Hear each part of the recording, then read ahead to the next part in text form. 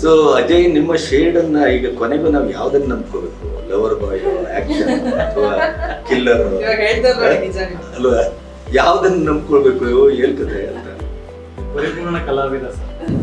ನನ್ ಜೊತೆ ಅವರಿದ್ದಾಗ ಅದ್ ಪ್ರಾಪರ್ ನಾವು ನಮ್ಮ ಏನಂತ ಚಾಕ್ಲೇಟ್ ಬಾಯ್ ಅಜಯ್ ಸರ್ ನನ್ ಜೊತೆ ಇದ್ದಿದ್ದು. Lover boy Ajay sir.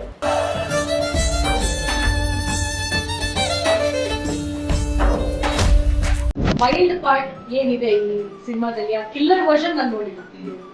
So ನನ್ ಪೋರ್ಷನ್, ನನ್ ಟ್ರ್ಯಾಕ್ ಏನಿದೆ ಸರ್, ಅದರಲ್ಲಿ ಅವರು is the same lover boy. ಅವರು ಆ ಪೋರ್ಷನ್ ನೋಡಿದ್ದಾರೆ. ಇವ್ರು ಹೇಳ್ತಾ ಇದ್ದಾರೆ the way he breathes also I should start getting ಭಯ ಆದದ್ದು ಸ್ಟಾರ್ಟ್ ಆಗ್ತಿತ್ತು ಅಂತ. So I was telling him, ಕಾಯ್ತಾ ಇದ್ದೀನಿ ಆ ವರ್ಷನ್ ನಾನು ನೋಡಕ್ಕೆ ಅಜಯ್ ಸರ್ ಅಂತ.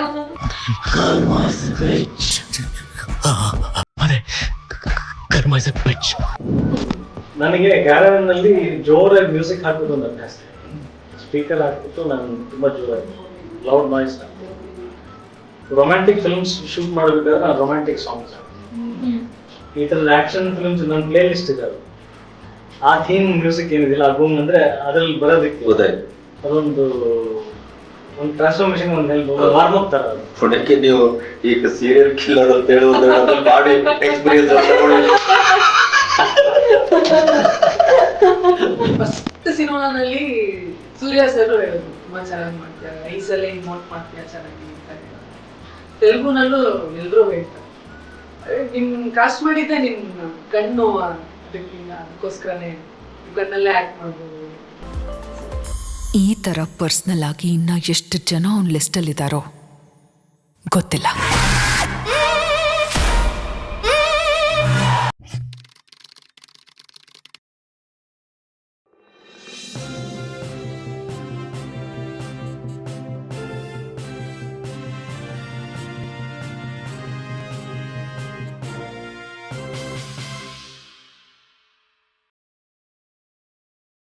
ನೀವು ನಮ್ಮ ಕ್ಷೇತ್ರಕ್ಕೆ ಕಾಲಿಟ್ಟಿದ್ದೀರಿ ರಿಪೋರ್ಟರ್ ಆಗಿ ಅಲ್ವಾ? ಸಿನಿಮಾ ಅಲ್ಲ ಸರ್, ಕ್ರೈಮ್ ರಿಪೋರ್ಟರ್. ಅದಿಟ್ಟು ಡೇಂಜರಸ್. ನೀವು ನಮ್ಮನ್ನು ನೋಡಕ್ ಬಂದಿದ್ದೀರಿ. ಹೇಗಿತ್ತು? ಏನಾದ್ರು ಪ್ರಿಪೇರ್ ಮಾಡ್ಕೊಂಡ್ರೆ? ಏನಾದ್ರು ಒಂದಿಷ್ಟು ಸರ್ ಪ್ರಿಪರೇಷನ್ಸ್ ಅನ್ನೋದಷ್ಟು ಏನೇ, ಬಿಕಾಸ್ ಇದು ನಾನು ಡೈಲಿ ಲೈಫ್ ಅಲ್ಲಿ ನೋಡೋದು. ನಾವು ವಿವ್ ಸೀನ್ ಕ್ಯಾಮ್ರಾ, ಇದು ಮೈಕ್ ಹಿಡಿಯೋದು, ಮಾತಾಡ್ಸೋದೆಲ್ಲ ನೋಡಿದೀವಿ. ಈ ಪತ್ರಕರ್ತರ ಅಥವಾ ಒಂದು ಕ್ರೈಮ್ ರಿಪೋರ್ಟರ್ ಆಗ್ಲಿಕ್ಕೆ ಏನ್ ಬೇಕು ಎಲ್ಲ ನೋಡಿದ್ದೆ, ಮಾಡ್ಬಿಡೋಣ ಅಂತ ಅನಿಸ್ತು. But it is not easy sir, for sure. ಖಂಡಿತ ಈಸಿ ಅಂತ ಏನಿಲ್ಲ. ಪ್ರಿಪರೇಷನ್ಸ್ ಹೌದು ನಾನು ಅಷ್ಟು ಮಾಡಿರ್ಲಿಲ್ಲ, because I thought okay I can do it ಅಂತ. But it is not easy. ಇವತ್ತಿಗೂ ನನಗೆ ಅವರು ಎಷ್ಟೋ ಇಂಟರ್ವ್ಯೂಸ್ ಅವ್ರು ಬಂದು ಈ ತರ ಮಾತಾಡಿ ಆ ತರ ಮಾತಾಡಿ ಅಂದ್ರೆ ನಿಜವಾಗ್ಲೂ ಆಗಲ್ಲ. ಇಟ್ಸ್ ಅದಕ್ಕೆ ಆ ವಾಯ್ಸ್ ಟೋನ್ ಇಂದ ಹಿಡ್ಕೊಂಡು ಯುವರ್ ಎವ್ರಿಥಿಂಗ್ ಇಸ್ ಇಂಪಾರ್ಟೆಂಟ್. ನಾನು ಬನಾರಸ್ ಅಲ್ಲಿ ಇವಳನ್ನು ನೋಡಿದಾಗ ನಮ್ಮೂರು ಹುಡುಗಿ ಅಂತ ಒಂದು ಗೊತ್ತಿತ್ತು ನನಗೆ, ಆದ್ರೆ ಈ ಗುಬ್ಬಿ ತರ ಕಾಣ್ತಾ ಇತ್ತು ಅಲ್ಲಿ. ಆ ರೀತಿ ಸ್ಕ್ರೀನ್ ನಲ್ಲಿ ಕಂಡಾಗ ನಾನೇ ಆಶ್ಚರ್ಯ ಪಡ್ಬಿಟ್ಟೆ. ಅಲ್ಲ, ಅವ್ರು ಇವಾಗ್ಲೂ ಫಸ್ಟ್ ಬಂದಾಗ್ಲೇ ಹೇಳಿದ್ರು, ಮದ್ವೆ ಆದ್ಮೇಲೆ ಒಂದ್ ರೀತಿಗೆ ಹೆಲ್ದಿಯಾಗಿ ಕಾಣಿಸ್ಕೋತಾರೆ, ನೀನ್ ಇನ್ನ ಹಿಂಗೆ ಆಗ್ತಿದ್ಯಲ್ಲ, ಅಷ್ಟೇ ಕಾಣ್ತಿದ್ಯಲ್ಲ. ಎಲ್ಲರೂ ಹೀಗಾಗ್ತಾರೆ. ಸೊ ಈ ಸಿನಿಮಾ ಅಜಯ್ ಮತ್ತು ನಿಮ್ಮ 3 ಜನರ ಕಾಂಬಿನೇಷನ್ ತುಂಬಾ ಒಳ್ಳೆಯ ಕಾಂಬಿನೇಷನ್ ಅಂತ ಅನಿಸ್ತದೆ. ಅಂದ್ರೆ ಪಾತ್ರವನ್ನ ಪ್ರೀತಿಸುವ ಮತ್ತೆ ಅಭಿವ್ಯಕ್ತಿಯನ್ನು ಪ್ರೀತಿಸುವ, ಹೊಸತನ್ನ ಪ್ರತಿ ಪಾತ್ರದಲ್ಲೂ ಕೊಡಬೇಕು ಅಂತ ಅನ್ನಿಸುವ ವ್ಯಕ್ತಿಗಳಿಗೆ ಇದೊಂದು ಒಳ್ಳೆಯ ಸಮಯ.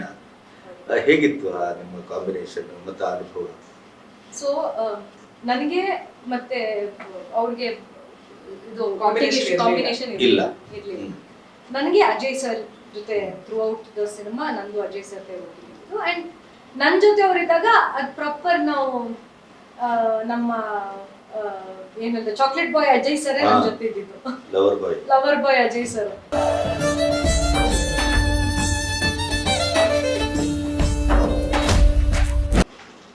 ಆ ಸೈಡ್ ಅದು ಇನ್ನೊಂದು ವರ್ಷನ್ ನೋಡಿದ್ರು ಅವರು. ಸೊ ನಾನು ಏನ್ ಹೇಳ್ತಾರೆ, ವೈಲ್ಡ್ ಪಾರ್ಟ್ ಏನಿದೆ ಈ ಸಿನಿಮಾದಲ್ಲಿ, ಆ ಕಿಲ್ಲರ್ ವರ್ಷನ್ ನಾನು ನೋಡಿಲ್ಲ ಇವರು. ಸೊ ನನ್ನ ಪೋರ್ಷನ್, ನನ್ನ ಟ್ರ್ಯಾಕ್ ಏನಿದೆ ಸರ್, ಅದರಲ್ಲಿ ಅವರು is the same lover boy. ಅವರು ಆ ಪೋರ್ಷನ್ ನೋಡಿದ್ದಾರೆ. ಬಟ್ ಇವ್ರು ಹೇಳ್ತಾ ಇರ್ತಾರಲ್ಲ, ಇಂಟರ್ವ್ಯೂಸ್ ನಮ್ದು ನಿನ್ನೆ ಮೊನ್ನೆದೆಲ್ಲ ನಡೀತಾ ಇದೆ, ಇವ್ರು ಹೇಳ್ತಾ ಇದ್ದಾರೆ the way he breathes also I to start getting ನಂಗೆ ಭಯ ಆಗಕ್ಕೆ ಸ್ಟಾರ್ಟ್ ಆಗ್ತಿತ್ತು ಅಂತ. So I was telling him, ಕಾಯ್ತಾ ಇದ್ದೀನಿ ಆ ವರ್ಷನ್ ನಾನು ನೋಡಕ್ಕೆ ಅಜಯ್ ಸರ್ ಅಂತ. ಅದೇ ಕರ್ಮ ಇಸ್ ಎ ಬಿಚ್. ನೀವು ಎಡಕ್ಕೆ ಕೂತು ಕರೆಕ್ಟ್ ಇದೆ ಹೃದಯ ಕತ್ತರು ಹೋಗಿದ್ದೀರಿ ಪಾತ್ರದಲ್ಲಿ. ಬಲಕ್ಕೆ ಅವರಿದ್ದಾರೆ. ಆ ಕಡೆ ಕೃಷ್ಣ, ಈ ಕಡೆ ಅಜಯ್. ಸೊ ಅಜಯ್, ನಿಮ್ಮ ಶೇಡ್ ಅನ್ನ ಈಗ ಕೊನೆಗೂ ನಾವು ಯಾವ್ದನ್ನ ನಂಬ್ಕೋಬೇಕು? ಲವರ್ ಬಾಯ್, ಆಕ್ಷನ್ ಅಥವಾ ಕಿಲ್ಲರ್ ಇವಾಗ ಹೇಳ್ತಾರೆ ನೋಡಿ ನಿಜ ನೀವು. ಅಲ್ವಾ? ಯಾವ್ದನ್ನ ನಂಬ್ಕೊಳ್ಬೇಕು ಹೇಳ್ಕತೆ ಅಂತ? ಪರಿಪೂರ್ಣ ಕಲಾವಿದ ಸರ್, ಎಲ್ಲ ಮಾಡೋದಕ್ಕೂ ಸಿಗ್ತ, ಎಲ್ಲ ಥರ ಆಯಾಮಗಳು, ಎಲ್ಲ ಥರ ಶೇಡ್ಸ್ಗಳು, ಎಲ್ಲ ಶೇಡ್ಸು ನಂಬೋದು ನನ್ನಲ್ಲಿ. ಅಜಯಿಂದ ಈ ಥರ ಶೇಡ್ ನಾವು ಎಕ್ಸ್ಪೆಕ್ಟ್ ಮಾಡೋಕ್ಕಾಗಲ್ಲ ಅನ್ನೋದು ಸುಳ್ಳು. ಅಷ್ಟು ಮಟ್ಟಕ್ಕೆ ನಾನು ಅಭಿನಯ ಮಾಡಬಲ್ಲೆ ಅನ್ನೋದು ನನಗೆ ಒಂದು ನನ್ನ ಮೇಲೆ ನನಗಿರ್ತಕ್ಕಂಥ ನಂಬಿಕೆ, ಸೆಲ್ಫ್ ಕಾನ್ಫಿಡೆನ್ಸ್ ಅಂತ ಹೇಳ್ತಲ್ಲ. I can do all the characters to the best. ಒಬ್ಬ ಹೊಸ ನಿರ್ದೇಶಕನಾಗಿ ಹೆಸರಲ್ಲಿ ವೇದವೂ ಇದೆ, ಗುರುವೂ ಇದೆ. ಆ ಗಾಂಭೀರ್ಯ ಸಿನಿಮಾದಲ್ಲೂ ಕಾಣ್ತಾ ಇದೆ. ನಿಮಗೆ ಅವರಿಂದ ಆಶ್ಚರ್ಯಚಕಿತರಾಗಿ ಕಂಡಂತ ಕೆಲವು ಕ್ಷಣಗಳಿದೆ ಶೂಟಿಂಗ್? ಆಶ್ಚರ್ಯ ಅಂತಲ್ಲ, ಯಾಕಂದ್ರೆ ನಾನು ಆಗಲೇ ಹೇಳ್ದ ಹಾಗೆ ಅವ್ರು ನನಗೆ ಹಳಬ್ರು, ತುಂಬ ಹೊಸಬ್ರೇನಲ್ಲ, ಭಾಳ ವರ್ಷಗಳಿಂದ ಪರಿಚಯ ಇರ್ತಕ್ಕಂಥ. ಖುಷಿಯಾಗೋ ವಿಚಾರ ಏನಂದರೆ consistency of thought about cinema. ಅವತ್ತಿಂದನೂ ಸಿನಿಮಾ ಬಿಟ್ಟು ಬೇರೆ ಏನು ಮಾತಾಡೇ ಇಲ್ಲ ನಾವು ವಿಚಾರ. ಅವ್ರ ಬಗ್ಗೆ ಮಾತಾಡಿಲ್ಲ, ಇವ್ರ ಬಗ್ಗೆ ಮಾತಾಡಿಲ್ಲ, ಒಂದು ಕ್ಷಣನೂ ನಂಗೆ ನೆನಪಿಲ್ಲ. ಇನ್ನೊಬ್ಬರ ಬಗ್ಗೆ ಕೂತ್ಕೊಂಡು ಮಾತಾಡಿರ್ತಕ್ಕಂಥ ಸಂದರ್ಭ ನಂಗೆ ನೆನಪೇ ಇಲ್ಲ. ಅವರು ನಾವು ಎದುರುಗಡೆ ಕೂತ್ಕೊಂಡಾಗ ಆ ಸಿನಿಮಾ, ಅಂದರೆ ನಾವು ಮುಂಚೆ ಒಂದು ಸಿನಿಮಾ ಮಾಡ್ತಿದ್ವಿ, ಅದು ಬಿಟ್ಟರೆ ಈಗ ಈ ಸಿನಿಮಾ, ಇದನ್ನು ಬಿಟ್ಟರೆ ನಾವು ಏನು ಚರ್ಚೆ ಮಾಡಿಲ್ಲ. ಆಮೇಲೆ ಹರಟೆ ಹೊಡೆದು ಟೈಮ್ ವೇಸ್ಟ್ ಮಾಡಿ ಕಾಲ ಕಳೆದಿರೋದಿಲ್ಲ. ಬಂದು ಕೂತ್ಕೊಂಡು ಡೈರೆಕ್ಟ್ ಟು ದಿ ಪಾಯಿಂಟ್, ಚೆನ್ನಾಗಿದ್ದೀರಾ ಚೆನ್ನಾಗಿಲ್ಲ ಫಾರ್ಮಾಲಿಟೀಸೂ ಇಲ್ಲ, ಸಿನಿಮಾ ಬಗ್ಗೆ ಮಾತಾಡ್ತೀವಿ, ಸಿನಿಮಾ ಬಗ್ಗೆ ಮುಗಿತಾ ಸರಿ ಹೊರಟು ಫಿನಿಶ್. ಸೊ ಆ ಫೋಕಸ್ ಅನ್ನೋದೇನಿದೆಯಲ್ಲ, concentration, focus to the cinema, to the work craft, ಅದು ಖುಷಿ ಆಗುತ್ತೆ. ಬಹಳ ಕಡಿಮೆ ಜನರಲ್ಲಿ ಇರೋದು. ನಾನು ಅದನ್ನೇ ಬಯಸ್ತೀನಿ. ನನಗೆ ಅದು ಇಲ್ಲಿವರೆಗೂ ಅಂದರೆ ತುಂಬ ಇಂಟ್ರೋವರ್ಟ್ ಅಂತ ಎಲ್ಲ ಹೇಳ್ತಾರೆ, ನಾನು ಎಲ್ಲೂ ಹೋಗಲ್ಲ. ನನಗೆ ಇರೋವಂಥ ಸತ್ಯಾಂಶ ಏನಪ್ಪ ಅಂತಂದರೆ, ನನಗೆ ಸಿನಿಮಾ ಬಿಟ್ಟು ಮಾತಾಡೋಕ್ಕೆ ಇಷ್ಟ ಇಲ್ಲ ಬೇರೆ. And he is that sir, and he is ನಿಜ. ಅವರು even ಕನ್ನಡದಲ್ಲಿ ಬಹುತೇಕ ಜನ ಸಿನಿಮಾದ ಬಿಟ್ಟು ಬೇರೆ ಎಲ್ಲ ಮಾತಾಡ್ಲಿಕ್ಕೆ ಆಸಕ್ತಿ ಇದೆ, ಸಿನಿಮಾದ ಬಗ್ಗೆ ಹೆಚ್ಚು ಆಸಕ್ತಿ ಇಲ್ಲ. ಬಟ್ ಈ ನಿಜವಾಗ್ಲೂ ಅವರು ಈವನ್ ನಾವು ಅಲ್ಲಿ ಶೂಟಿಂಗ್ ಸೆಟ್ ಅಲ್ಲೂ ಕೂಡ ನಾವು ಮಾತಾಡಿದ್ರೆ ಇದೆ ಸಿನಿಮಾ ಪ್ರಮೋಷನ್ಸು, ಸಿನಿಮಾ ಬಿಸ್ನೆಸ್, ಇದೇ ಮಾತಾಡೋದು ಸರ್ ಅವರು. ಸೊ ಅವ್ರು ಯಾರೋ ಮೊನ್ನೆ ಕೇಳಿದ್ರು, ನಿಮ್ ಫನ್ ಮೂಮೆಂಟ್ಸ್ ಹೇಳಿ ಸೆಟ್ ಅಲ್ಲಿ ಅಂತ. ಇವ್ರ ಜೊತೆ ಫನ್ ಇಲ್ಲ, it is only work, cinema ಅಷ್ಟೇ. ಅದು ನಮ್ಗೆ ಹೇಳಕ್ ಏನ್ ಸಿಕ್ಕಿಲ್ಲ ಸರ್. ಅದು ನಮ್ಗೆ ಜನರಲಿ ಇವಾಗ ಬೇರೆ set we had this fun moment, ಆ ಫನ್ ಮೂಮೆಂಟ್ ಇರಲೇ ಇಲ್ಲ. ಅವರು ಅವ್ರ ಕೆಲಸ ಸಿನಿಮಾ. ನನಗೆ ಅದು ಗಾಸಿಪ್ ಮಾಡೋದಕ್ಕೆ ನನಗೆ ಒಂಚೂರು ಇಂಟ್ರೆಸ್ಟ್ ಆಗಲ್ಲ. ನಾವು ಎದ್ದೋಗ್ಬಿಡ್ತೀನಿ ಆಚೆ ಆ ಕಡೆ. ಕೆಲಸ ಏನಾದ್ರು ಮಾತಾಡ್ತೀವಿ, ಅವ್ನು ಹೊಸಬನೇ ಆಗಿರಲಿ, ಏನೋ ಒಂದು ಹೊಸ ಟೆಕ್ನಾಲಜಿ ಬಗ್ಗೆ, ಸಿನಿಮಾ ಬಗ್ಗೆ ಏನೋ ಮಾತಾಡ್ತಾನ, ಅಲ್ಲಿ ಕೂತ್ಕೊಳ್ತೀನಿ ನಾನು. ಅವ್ರಿಗೆ ಇಂಟ್ರೋವರ್ಟ್ ಅಲ್ಲ ನಾನು. Correct. He will talk about cinema. ಈ ಸಿನಿಮಾದ ಉಳಿದ ವಿಭಾಗಗಳ ಬಗ್ಗೆ ಹೇಗೆ ಇದು? ಉಳಿದ ವಿಭಾಗ ಬಗ್ಗೆ ಮಾತಾಡಲೇಬೇಕು. ಕ್ಯಾಮ್ರಾಮ್ಯಾನ್ ರಾಮಿ ಅವರು, RGV ಅವರ ಗರಡಿಯಲ್ಲಿ ಬೆಳೆದಂಥವ್ರು, ಸರ್ಕಾರ ಸೀರೀಸ್ ಅವ್ರನ್ನ ಕೆಲಸ ಮಾಡಿದ್ದಾರೆ. ನಮ್ಮ ಕನ್ನಡದಲ್ಲಿ ಕಿಲ್ಲಿಂಗ್ ವೀರಪ್ಪನ್, ಸಾಕಷ್ಟು ತಮಿಳು ತೆಲುಗು ಸಿನಿಮಾಗಳು. ಅವ್ರದ್ದು ಮತ್ತು ವೇದಗುರು ಅವ್ರದ್ದು ಒಂದು ಫ್ರೇಮಿಂಗ್ ಸೆನ್ಸ್ ನನಗೆ ತುಂಬ, ಅದೊಂದು ಭಾಳ ಖುಷಿ ಕೊಡುವಂಥ ವಿಚಾರ. ಹೇಗೆ ಕ್ಯಾಪ್ಚರ್ ಮಾಡ್ತೀರಾ ನೀವು ಆ ಎಮೋಷನ್ಸ್ನ? ಒಂದು ರಾಕ್ಷಸನ್ನ ಯಾವ ಥರ ತೋರಿಸ್ತೀರಾ, ದೇವ್ರನ್ನ ಯಾವ ಥರ ತೋರಿಸ್ತೀರಾ? ಸೊ ಎಲ್ಲಿಟ್ರೆ, ಹೆಂಗಿಟ್ರೆ, ಆ ಸೀನ್ ಮೂಡ್, ಲೈಟಿಂಗ್ಸ್ ತಕ್ಕಂತೆ ಹೆಂಗೆ ಕ್ರಿಯೇಟ್ ಮಾಡ್ತೀರಾ, ಅದ್ರ ತಕ್ಕಂತನೇ ತುಂಬ ವೆಲ್ ಬ್ಯಾಲೆನ್ಸ್ಡ್ ಆಗಿ ವಿಯಾನ್ ನಮ್ಮ ಮ್ಯೂಸಿಕ್ ಡೈರೆಕ್ಟರ್ ಭಾಳ ಸಾಫ್ಟ್ ಆಗಿ ಕಾಣಿಸೋದು. ನೋಡಿದ್ರೆ ಮ್ಯೂಸಿಕ್ ಡೈರೆಕ್ಟರ್ ಅನ್ಸಲ್ಲ, ಬಟ್ ತುಂಬ ಅದ್ಭುತವಾದಂಥ ಬ್ಯಾಕ್ಗ್ರೌಂಡ್ ಸ್ಕೋರ್ ಮಾಡಿದ್ದಾರೆ. ಟು ಬಿ ಫ್ರ್ಯಾಂಕ್, ನನಗೆ ಸಾಂಗ್ದು ಜಡ್ಜ್ಮೆಂಟ್ ನನ್ನ ಸಿನಿಮಾಗಳದ್ದು ತುಂಬ ಮುಂಚೆಯಿಂದ ಹೋಗ್ಬಿಟ್ಟಿದೆ. ನನಗೆ ಅಂದರೆ ಮಾಡೋ ಭಾಳ ಆಸೆ ಪಟ್ಟು ಖುಷಿಯಿಂದ ಮಾಡ್ತೀವಿ, ಜನ ಹೆಂಗೆ ಸ್ವೀಕರಿಸ್ತಾರೋ ನನಗೆ ಅದ್ರದ್ದು ರಿಸಲ್ಟ್ ಅಂತ ಖಂಡಿತ ಗೊತ್ತಿರಲ್ಲ. ಬ್ಯಾಕ್ಗ್ರೌಂಡ್ ಸ್ಕೋರ್ ನನಗೆ ತುಂಬ ಥ್ರಿಲ್ ಕೊಡುತ್ತೆ. ಈ ಸಿನಿಮಾದಲ್ಲಿ ಕೂಡ ಕ್ಯಾರೆಕ್ಟರ್ನ ಡಿಸ್ಕ್ರಿಪ್ಷನ್, ಈಚೆ ಒಂದು ಪ್ರತಿಯೊಂದು ಕ್ಯಾರೆಕ್ಟ್ರಿಗೂ ಡಿಸ್ಕ್ರಿಪ್ಷನ್ ಕೊಡುವಂಥ ಸಂಗೀತ. ಕಾಸ್ಟ್ಯೂಮ್ ಡಿಸೈನರ್ ಚೆನ್ನಾಗಿದೆ, ಅಜಯ್ ರಾವ್ ಮತ್ತೆ ನಾನು ಸೂಪರ್. ಇದರ ಹೇರ್ ಸ್ಟೈಲಿಸ್ಟ್ ಅಜಯ್ ರಾವ್ ಅಲ್ವಾ? ಆದ್ರೆ ಅಲ್ಲಲ್ಲ ಹೇರ್ ಡಿಸೈನ್ ಮಾಡಿದ್ದು ವೇದ್ ಗುರು ಅವರು, ಸ್ಟೈಲ್ ಸ್ಟೈಲ್ ಮಾಡ್ಕೊಳ್ತಾ ಇದ್ದೀನಿ ನಾನು. What are you saying? ಹೌದಾ? ಹೇರ್ ಅದು straight ಅಲ್ಲ? ನಾನೇ ಮಾಡ್ಕೊಳ್ತಾ ಇದ್ದೀನಿ every day. This is unbelievable. ನಿಜವಾಗ್ಲೂ, ಯಾಕಂದ್ರೆ ಅದ್ ಸ್ಟ್ರೇಟ್ ಎಲ್ಲ ಮಾಡುವ generally men can't do it. ನೀವು ಸೂಕ್ಷ್ಮವಾಗಿ ಸೈಕೋ ಕ್ಯಾರೆಕ್ಟರ್ ಟ್ರಾನ್ಸ್ಫರ್ ಮಾಡ್ತಾ ಇರ್ತಾರೆ. ಕನ್ನಡಿ ನೋಡ್ಕೊಂಡು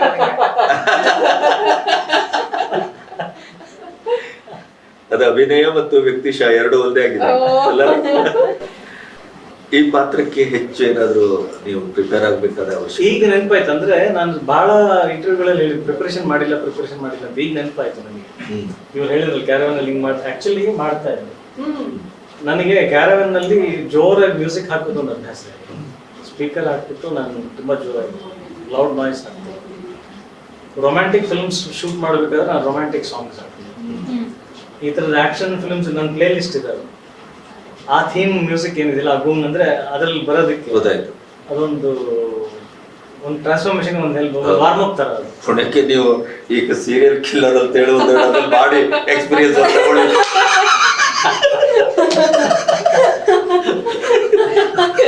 ಬಲಿಯಾಗಿದ್ದಾರೆ ಅಲ್ವಾ? ಆ ಮೂಡಿಗೆ ಬರ್ಬೇಕು ಅಂತ. ಯಾವ ತರ ಮ್ಯೂಸಿಕ್ ಹೇಳ್ತಿದ್ರೆ? ಲಿಂಕನ್ ಪಾರ್ಕ್ ಆ ತರದ್ದು? ಇಲ್ಲ trance music. Trance. Okay okay. But otherwise ಅಭಿನಯ ಮಾಡೋದಕ್ಕೆ ಅಂತಾನೆ ಏನು ಮುಂಚೆಯಿಂದನೇ ಪ್ರಿಪರೇಷನ್ ಈ ಕ್ಯಾರೆಕ್ಟರ್ಗೆ ಮಾಡಿಲ್ಲ. ಸುಮಾರು ಜನ ಅದನ್ನೇ ಅನ್ಕೊಂತಾರೆ, ಅಜಯ್ ಅಂತಂದ್ರೆ ಅವ್ನು ಈ ತರದಕ್ಕೆ ಸಿದ್ಧನಾಗಿದ್ದ, ಇದಕ್ಕೇನೋ ಬಹುಶಃ ಬಹಳ ತಯಾರಿ ಮಾಡ್ಕೊಂಡು ಅದಕ್ಕೆ ಅಂತಾನೆ ವರ್ಕ್ಶಾಪ್ಸ್ ಮಾಡ್ಕೊಂಡು ಬಂದಿರ್ಬೋದು ಅಂತ. ಬಟ್ ಇದು ನನಗೆ ಬಹಳ ಲೀಲಾಜಾಲವಾಗಿ ಬಂದಿರ್ತಕ್ಕಂಥ ಅಭಿನಯ. ಸಿಗರೇಟ್ ಸೇದೋದು ಕೂಡ ಅದು ಗೊತ್ತಿಲ್ಲ ಸರ್, ಬಂದಿದೆ ಅಂದ್ರೆ ಆಟೋಮೆಟಿಕ್ಲಿ ಬಂದಿದೆ. ನಾನು ನಾನ್ ವೆಜ್ ತಿನ್ನಲ್ಲ, ಬಟ್ ಅಂದ್ರೆ ನಾವು ಸ್ಕ್ರೀನ್ ಅಲ್ಲಿ ಚೀಟ್ ಮಾಡಿದ್ವಿ, ಅದು ನಾನ್ ವೆಜ್ ಅಲ್ಲ. ಬಟ್ ನಾನು ಅದೆಲ್ಲ ತಿಂದ ಅಭ್ಯಾಸ ಇಲ್ಲ ಸಹ, ಅದನ್ನೇ ಹೇಳ್ತಿದ್ದೀನಿ. ಬಹಳ ಲೀಲಾಜಾಲ ಮೇ ಬಿ ಅದು ಆ ಥರ ಬದುಕಕ್ಕೆ ಸ್ಟಾರ್ಟ್ ಮಾಡಿದ್ ನನಗೆ ಗೊತ್ತಿಲ್ಲ, ಆಟೋಮೆಟಿಕ್ಲಿ ಬಂದಿರ್ತಕ್ಕಂಥದ್ದು. ಅಂದ್ರೆ ನಾನು ಮಾತಾಡ್ಬೇಕಾದ್ರೆ ಕೈಯಲ್ಲಿ ವೈಬ್ರೇಷನ್ ಬರೋದು, ತುಟಿ ವೈಬ್ರೇಷನ್ ಬರೋದು. ಈಗ ನೀವು ಮಾಡಿ ಅಂದ್ರೆ ನಂಗೆ ಬರಲ್ಲ ಅದು. ನಾನು ಅದ್ರಲ್ಲಿ ಯಾವಾಗ ಒಂದ್ಸಲ ಮಾತಾಡ್ತಾ ನಾನು ಇದೆಲ್ಲ ವೈಬ್ರೇಟ್ ಆಗಿದೆ. ಈಗ ನಾನು ಎಷ್ಟು ಸಲ ಈಗ ಮಾಡಿ ಅಂದ್ರೆ ನಂಗೆ ಬರಲ್ಲ ಸರ್ ಅದು ಮಾಡಿ. ನನ್ನ ಈ ಕೈಗಳು ಬರೀ ರಕ್ತಾನೆ ನೋಡಿದೆ, ಅದ್ರ ಸ್ಮೆಲ್ ಏನು ಹಾಗೆ ಅಲ್ಲಿ ಬಂದಿದೆ ಅದು. ಅದೇನೋ ಮೈ ಮೇಲೆ ದೇವ್ರು ಬಂದಿರೋ ತರ ಆ ಟೈಮಲ್ಲಿ ಆಗ್ತಾ ಇತ್ತು. ಬೇಗ ಆ ಕ್ಯಾರೆಕ್ಟರ್ ಅಷ್ಟು ಇಷ್ಟ ಆಗ್ತಾ ಇತ್ತು ಗೊತ್ತಿಲ್ಲ. ಮೇಕಪ್ ಹಾಕೊಂಡು ಲೆನ್ಸ್ ಹಾಕೊಂಡ್ಮೇಲೆ ಹಂಗೆ ಆಗ್ಬಿಡ್ತಾ ಇದ್ದೆ. ಇನ್ವಾಲ್ವ್ಮೆಂಟ್. ಸೊ ಈಗ ಇತ್ತೀಚಿನ ಸಿನಿಮಾಗಳಲ್ಲಿ ಲಾಸ್ಟ್ 20 ಮಿನಿಟ್ಸ್ ಅನ್ನೋದು ಬಹಳ ಮುಖ್ಯ ಆಗಿದೆ ಕನ್ನಡದಲ್ಲಿ. ಕ್ಲೈಮ್ಯಾಕ್ಸ್ ಕೊನೆ 20 ನಿಮಿಷ ನೋಡಿ ಅಂತ, ಆ ಥರದ್ದೇನಾದ್ರು ಕರೆಕ್ಟ್ ಆಗಿ ಕೇಳಿದ್ರಿ ಕ್ವೆಶ್ಚನ್. ಅಂದ್ರೆ ಏನೋ ಅದ್ಭುತವಾದ ಪರ್ಫಾರ್ಮೆನ್ಸ್ ಹಂಗೆ ಸ್ಟಾರ್ಟ್ ಆಗ್ಬಿಡಲ್ಲ, ಕಥೆ ಏನು ಒಂದು ಸೊಲ್ಯೂಷನ್ಸ್ ಅದ್ರದ್ದು, ಅಂದ್ರೆ ಎಲ್ಲ ಡಾಟ್ಸ್ ಕನೆಕ್ಟ್ ಆಗುವಂಥದ್ದು, ಬಿಚ್ಚಿಡುವಂಥದ್ದು, ಅಲ್ಲಿವರೆಗೂ ಏನೇನು ಕ್ವಶನ್ಸ್ ಉಟ್ಕೊಂಡಿರುತ್ತಲ್ಲ. ಒಂದು ಬಹಳ ಇಂಟ್ರೆಸ್ಟಿಂಗ್ ವಿಚಾರ ಏನಂದ್ರೆ ಈ ಸಿನಿಮಾದ ಕಥೆ ನಾನು ಇವರಿಗೆ ಹೇಳಬೇಕನ್ನೋ ಹಠ ಇರುತ್ತೆ. ಅದ ಕಥೆ ಅನ್ನೋದಕ್ಕಿಂತ ನನ್ನ ಚರಿತ್ರೆ ಗೊತ್ತಾಯ್ತು. ನಾನು 35 ಕೊಲೆ ಮಾಡಿರೋ ಕಾರಣ ಏನು, ಹೆಂಗ್ ಮಾಡಿದ್ದೀನಿ, ಏನು ಅದ್ರದ್ದು ರೀಸನ್ಸ್ ಏನು, ಅದು ನಾನು ಒಬ್ಬ ಲಾಯರಿಗೆ ಪೊಲೀಸಿಗೆ ಹೇಳೋದ್ ಬದಲು ನನ್ನ ಹಠ ಏನಿರುತ್ತೆ ಇವ್ರಿಗೆ ಹೇಳಬೇಕು. ಆಮೇಲೆ ಇಡೀ ಸಿನಿಮಾದಲ್ಲಿ ನಿಮ್ಮ ಅಂದ್ರೆ ನೋಡೋರಿಗೆ ಗೊತ್ತಿರೋದು, ನನಗೂ ಇವರಿಗೂ ಯಾವುದೇ ರೀತಿಯಾದ ಸಂಬಂಧ ಇಲ್ಲ, ಪರಿಚಯ ಇಲ್ಲ. ಬಟ್ ಇವ್ರನ್ನೇ ಯಾಕೆ ನಾನು ಕರ್ಸಿದೀನಿ ಅದಕ್ಕೊಂದು ಪ್ರಶ್ನೆ ಇದೆ. ಆ ಕಥೆನಲ್ಲಿ ಇವ್ರಿದ್ದಾರೆ. ಸೊ ಇವ್ರು ಏನ್ ಮಾಡ್ತಿದ್ದಾರೆ, ಇವರಿಗೆ ಯಾಕೆ ಹೇಳ್ತಿದೀನಿ ಅನ್ನೋದೆಲ್ಲ ಅದು ಬಿಚ್ಚಿಟ್ಟಾಗ ಅದು ಬಹಳ ಕನೆಕ್ಟ್ ಆಗುವಂತ ವಿಚಾರ. ಎಮೋಷನಲಿ ಆಗಿರ್ಬೋದು, ಗೊತ್ತಿಲ್ಲ ಜನ ಹೆಂಗ್ ತಗೊಳ್ತಾರೆ, ಯಾರ್ಯಾರ ಭಾವನೆಗೆ ಹೆಂಗ್ ಕನೆಕ್ಟ್ ಆಗುತ್ತೆ ಗೊತ್ತಿಲ್ಲ. ಬಟ್ ಅಲ್ಲಿ ಎಲ್ಲ ಬಿಡಿಸಿಟ್ಟಾಗ ಎಲ್ಲ ಗಂಟುಗಳೆಲ್ಲ ಬಿಚ್ಚಿಡುವಂತ ಸನ್ನಿವೇಶ. ಲಾಸ್ಟ್ 20 ನಿಮಿಷ ಅಂತಾನೆ ಹೇಳಕ್ಕಾಗಲ್ಲ, ಇನ್ನೂ ಕಡಿಮೆ ಆಗೋದಿಲ್ಲ, ಇನ್ನು ಒಂದು 10 ನಿಮಿಷ ಬಹುಶಃ. ಸೊ ಈ ಸಾಮಾನ್ಯ ಈ ಥರದ ಸಿನಿಮಾಗಳಲ್ಲಿ ನಮ್ಮ ನಾಯಕಿಯರಿಗೆ ಅಥವಾ ಹೆಣ್ಮಕ್ಳಿಗೆ ಹೆಚ್ಚು ಕೆಲಸಗಳು ಇರುವುದಿಲ್ಲ ಕೆಲವು ಸರಿ ಕನ್ನಡದ ಆಕ್ಷನ್ ಓರಿಯೆಂಟ್ ಸಿನಿಮಾಗಳಲ್ಲಿ. ಆದ್ರೆ ಇಲ್ಲಿ ನಿಮ್ಮ ಟ್ರೈಲರ್ ನೋಡಿದಾಗ ತುಂಬಾ ಅದಕ್ಕೆ ಸ್ಪೇಸ್ ಇದೆ ಅಂತ ಅನಿಸ್ತದೆ. ಅದು thanks to Ved Guru sir. ಇವಾಗ ನನ್ನ ಕ್ಯಾರೆಕ್ಟರ್ನ ಅವ್ರು ಮೇ ಬಿ ಒಂದು ಮೇಲ್ ಕ್ಯಾರೆಕ್ಟರ್ ಆಗಿ ಇಟ್ಬಿಟ್ಟು ಒಂಚೂರು ಡಿಫ್ರೆನ್ಸ್ ಮಾಡಿ ಕಥೆನಲ್ಲಿ ಒಂಚೂರು ಅಲ್ಲಿ ಇಲ್ಲಿ ಮಾಡಿರ್ಬೋದಾಗಿತ್ತು. ಬಟ್ ದ ಫ್ಯಾಕ್ಟ್ ದಟ್ ಅವರು ಇದನ್ನ ಒಂದು ಫೀಮೇಲ್ ಕ್ಯಾರೆಕ್ಟರ್ ಅಂತಾನೆ ಬರಿಬೇಕು ಅಂತ ಅನ್ಕೊಂಡಿದ್ದು ತುಂಬಾ ಚೆನ್ನಾಗಿದೆ. ಅದು you feel so good. Okay, ಇವಾಗ ಮಹಿಳೆಯರಿಗೂ ಇವಾಗ ಒಂದು equal screen space, equal opportunity, equal ಮಾರ್ಕೆಟ್ನ ನಾವು ಕ್ಯಾಪ್ಚರ್ ಮಾಡ್ಬೋದು. ನಮಗೂ ಒಂದು ಸ್ಪೆಷಲೈಸ್ ಆಗಿ ಯುನೀಕ್ ಆಗಿ ನಮಗೂ ಒಂದು ಮಾರ್ಕೆಟ್ ಬೆಳೆಯುತ್ತೆ ಅಂತ ನಮಗೂ ಹೋಪ್ ಇದೆ ಇವಾಗ. ಬಿಕಾಸ್ ನಮಗೆ ಇದು ಶೆಲ್ಫ್ ಲೈಫ್ ಅಂತ ಏನಂತಾರೆ ಹೀರೋಯಿನ್ಸ್ಗೆ, ಇಷ್ಟು ವರ್ಷ ಆದ್ಮೇಲೆ ಅಷ್ಟೇ, ಅದಾದ್ಮೇಲೆ ಅವರು ಅಷ್ಟೊಂದು ಏನು ಇಂಪಾರ್ಟೆಂಟ್ ಪಾತ್ರಗಳು ಮಾಡೋಕ್ಕಾಗಲ್ಲ, ಚಿಕ್ಕದಾಗ ಮಾಡ್ಕೊಂಡು ಹೋಗ್ಬೇಕು ಅಥವಾ ಬಿಟ್ಬಿಡ್ಬೇಕು ಅನ್ನೋ ಥರ, ಮದುವೆ ಮಾಡ್ಕೊಂಡು ಹೋಗ್ಬೇಕು ಅನ್ನೋ ಥರ ಇರೋ ಒಂದು ಇದರಲ್ಲಿ ಇವಾಗ ಆ ಶಿಫ್ಟ್ ತುಂಬಾ ಇದಾಗಿ ಕಾಣಿಸ್ತಾ ಇದೆ. We can see that for every 3 or 4 hero films there is one woman oriented film. And ಇನ್ ಮುಂದೆ ಅದನ್ನ ವುಮನ್ ಓರಿಯೆಂಟೆಡ್ ಫಿಲ್ಮ್ ಅಂತಾನೆ ಹೇಳ್ಬಾರ್ದು. It is also another film ಅಂತ. ಅದೇ ನನಗೆ ಎಕ್ಸ್ಕ್ಯೂಸ್ ಮೀ ರಿಲೀಸ್ ಆದಾಗ ಇವನ್ ಫಸ್ಟ್ ಹೀರೋ ಸೆಕೆಂಡ್ ಹೀರೋ ನಂಗೆ ಅದು ನಗು ಬರೋದು. ನೀನ್ ಫಸ್ಟ್ ಹೀರೋ ಸೆಕೆಂಡ್ ಹೀರೋ ಅದು false thinking sir. Heroine oriented, hero oriented, first hero second hero, ಕತೆ ಪ್ರಧಾನ. ಅದೇ ಹೀರೋಸ್ಗೆ ನಾವು ಹೀರೋ ಓರಿಯೆಂಟೆಡ್ ಅಂತ, ಹೀರೋ ಓರಿಯೆಂಟೆಡ್ ಅನ್ನಲ್ಲ ಅಲ್ವಾ? ಅವ್ರ ದೊಡ್ಡ ಹೀರೋ ಫಿಲ್ಮ್ ಅಂದ್ರೆ ಹೀರೋ ಓರಿಯೆಂಟೆಡ್ ಸರ್ ಅನ್ನಲ್ಲ. ಆ ಹೀರೋನ ಹೆಸರು ಹೇಳ್ಬಿಟ್ಟು ಅವ್ರ ಸಿನಿಮಾ ಅಂತೀವಿ. ಅಂಡ್ ಯು ನೋ ಆಕ್ಚುಲಿ ಅಂತ ಕತೆ ನಮ್ಗೆ ಬಂದ್ರು ಸರ್. ಅದ್ ಹೆಂಗ್ ಬರುತ್ತಂದ್ರೆ, oh it is a heroine oriented, it is a big deal ಅನ್ನೋದು. It is not, it is just a film ಅಲ್ವಾ ಅದೊಂದು. ಬಟ್ ಅವ್ರು ಬರೋದು, ಮೇಡಮ್ ಈ ಸಿನಿಮಾ ಮಾಡಿ ಮೇಡಮ್ ವುಮನ್ ಓರಿಯೆಂಟೆಡ್ ಅಂತ ಹೇಳ್ತಾರೆ. It is a film. ಅದೇ ಅವ್ರು ಕರೆಕ್ಟ್ ಆಗಿ ಹೇಳಿದ್ರು, ಹೀರೋ ಓರಿಯೆಂಟೆಡ್ ಅಂತ ಎಲ್ಲಾದ್ರೂ ಹೇಳ್ತೀವ ನಾವು. ನಿಮ್ಮ ಕಣ್ಣನ್ನ ಕನ್ನಡ ಹೆಚ್ಚು ಚೆನ್ನಾಗಿ ಬಳಸ್ಕೊಳ್ಳಿದ್ಯೋ ಬೇರೆ ಭಾಷೆಗಳು? ಅಲ್ಲ, ಹಂಗೆ ಹೇಳೋದು ನಂಗೆ ಗೊತ್ತಿಲ್ಲ. ಬಟ್ ಐ ಥಿಂಕ್ ಎಲ್ಲರೂ ಹೇಳ್ತಾರೆ ಕಣ್ಣಲ್ಲಿ ಇಮೋಟ್ ಮಾಡ್ತೀಯಾ ಚೆನ್ನಾಗಿ, ಎಕ್ಸ್ಪ್ರೆಷನ್ಸ್ ತುಂಬಾ ಜನ ಹೇಳಿದ್ದಾರೆ. ಫಸ್ಟ್ ಸಿನಿಮಾನಲ್ಲಿ ಸೂರ್ಯ ಸರ್ ಹೇಳಿದ್ರು ತುಂಬಾ ಚೆನ್ನಾಗಿ ಮಾಡ್ತೀಯ, ಐಸಲ್ಲೇ ಇಮೋಟ್ ಮಾಡ್ತೀಯಾ ಚೆನ್ನಾಗಿ ಅಂತ ಹೇಳೋದು. ತೆಲುಗುನಲ್ಲೂ ಎಲ್ಲರೂ ಹೇಳ್ತಾರೆ. ನಿಮ್ ಕಾಸ್ಟ್ ಮಾಡಿದ್ದೆ ನಿಮ್ ಕಣ್ಣು, ಅದಕ್ಕೋಸ್ಕರನೇ ನೀವು ಕಣ್ಣಲ್ಲೇ ಆಕ್ಟ್ ಮಾಡ್ಬೋದು.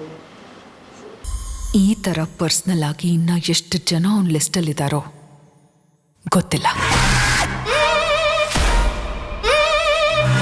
ಬ್ಲೆಸ್ಸಿಂಗ್ ಏನೋ ಕನ್ನಡದವರಿಗೆ ಇನ್ನೂ ಅವಕಾಶ ಇದೆ ಈ ಕಣ್ಣುಗಳನ್ನ ಬಳಸ್ಕೊಳ್ಳಿಕ್ಕೆ. ಇನ್ನೂ ಹೊರಗಡೆ ಯಾರಿಗಿದೆ ಬಳಸ್ಕೊಂಡಿದ್ದಾರೆ ನೋಡಿ, ನಿಮ್ಗೆ ಇನ್ನೂ ಅವಕಾಶ. ಕರೆಕ್ಟ್, ಜಸ್ಟ್ ಕಣ್ಣು ಬಿಟ್ಟಿದ್ದಾರೆ ಅವರಿಗೆ ಅಲ್ಲ. ಸೊ ಈ ಬಿಡುಗಡೆ ಹೊತ್ತಿನಲ್ಲಿ ಕೊನೆಗೆ ಏನ್ ಹೇಳಲಿಕ್ಕೆ ಇಷ್ಟಪಡ್ತೀನಿ? ಏನಿಲ್ಲ, ಒಂದು ಸಮಾಧಾನ ಇದೆ. ಈಗಿನ ಸಿನಿಮಾದ ವಾತಾವರಣ ಹಾ. ಸೋ ಫ್ರಮ್ ಸೋ ಒಂಥರ, ಕಾಂತಾರ ಒಂಥರ. ಅಲ್ಲ ನೋಡಿ, ಅದು ಎಂತ ದೊಡ್ಡ ಎಕ್ಸಾಂಪಲ್ ಆಗುತ್ತೆ ಸರ್. ಅದು ಅಂದ್ರೆ ಎಲ್ಲಾರು ಹೇಳ್ತಾರೆ ದೊಡ್ಡ ಸಿನಿಮಾ ಮಾತ್ರ ಜನ ಬರ್ತಾರೆ, ದೊಡ್ಡ ಸಿನಿಮಾ ಮಾತ್ರ ಜನ ಬರ್ತಾರೆ.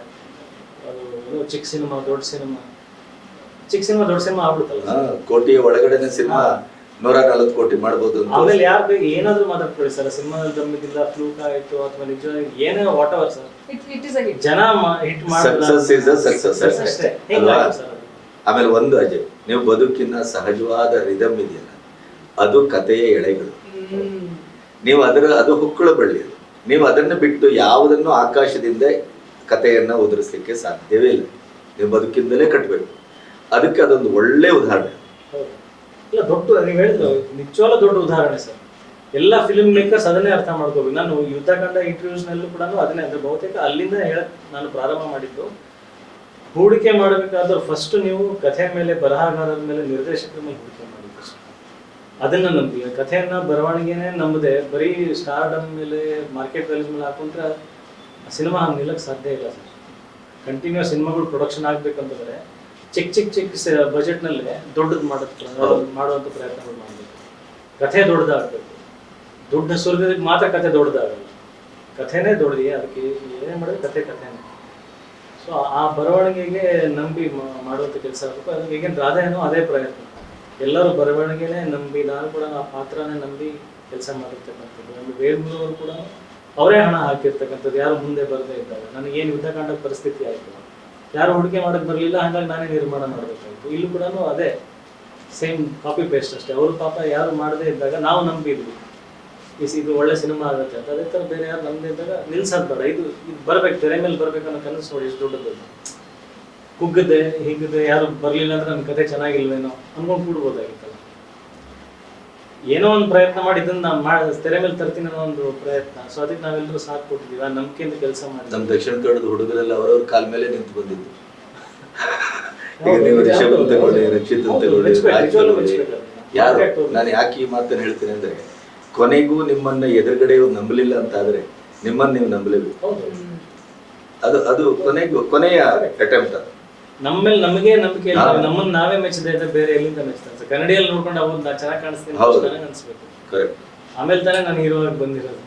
ಅದೇ ತರನೇ ಎಲ್ಲ ಸಾಮರ್ಥ್ಯಗಳು ನಮ್ಮಲ್ಲಿ ಏನಿದೆ ನಾವು ಗುರುತಿಸ್ಕೋಬೇಕು, ಅದನ್ನ ನಾವು ಹೊರಗಡೆ ತರುವಂತ ಪ್ರಯತ್ನ ಮಾಡಬೇಕು.